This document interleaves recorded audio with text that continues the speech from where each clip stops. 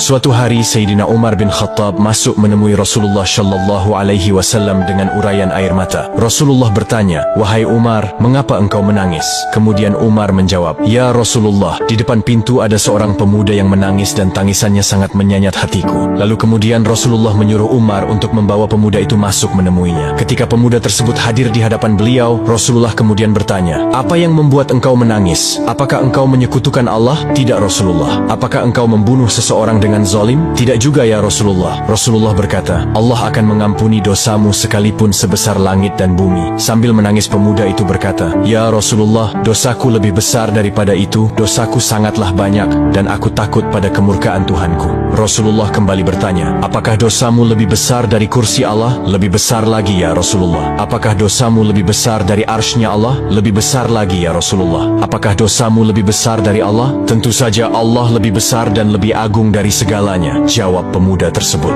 "Ya Rasulullah, aku adalah orang yang suka membongkar kuburan, dan sudah 7 tahun lamanya aku melakukan ini. Suatu ketika ada anak perempuan, Ansyar, yang meninggal dunia. Usai ia dimakamkan, aku membongkar kuburannya dan melucuti kain kafannya. Setan telah berhasil menggodaku sampai aku menyetubuhinya. Setelah itu aku meninggalkannya begitu saja. Namun mayat itu seolah-olah hidup kembali dan berkata, 'Tidakkah engkau takut kepada hukumannya kelak di akhirat? Engkau telah meninggalkanku dalam kondisi telanjang dan junub.'" Mendengar cerita tersebut, Rasulullah berdiri dan berkata, "Wahai fasik, enyahlah dari hadapanku. Tidak ada balasan yang pantas bagimu selain neraka." Pemuda itu keluar dari hadapan Nabi sambil menangis penuh penyesalan dan kecewa luar biasa. Ia berjalan menuju padang pasir tanpa makan dan minum bahkan tidur. Selama 7 hari, hari-harinya hanya diliputi dengan tangisan penyesalan. Hingga pemuda itu jatuh tersungkur tanpa tenaga. Ia berdoa, "Ya Tuhanku, aku adalah hamba-Mu yang berdosa. Aku datang kepada utusan-Mu agar bisa menolongku. Akan tetapi aku diusir dari hadapannya. Hari ini, aku datang kepadamu agar engkau mengampuniku dengan kasih-Mu. Namun jika engkau tidak mengampuniku, kirimkanlah api dan bakarlah diriku selagi aku masih hidup di dunia ini sebelum engkau membakarku di akhirat kelak." Tidak lama kemudian malaikat Jibril datang menemui Rasulullah dan berkata, "Wahai Muhammad, Allah menyampaikan salam kepadamu." Dan Allah bertanya, "Apakah engkau yang menciptakan makhluk?" Beliau menjawab, "Allah yang menciptakan diriku dan semua makhluk." "Apakah engkau yang memberikan rezeki kepada mereka?" "Tidak, hanya Allah yang mampu memberikan rezeki kepada makhluknya." "Apakah engkau yang menerima tobat mereka, atau engkau yang menghukum mereka atas dosa-dosa mereka?"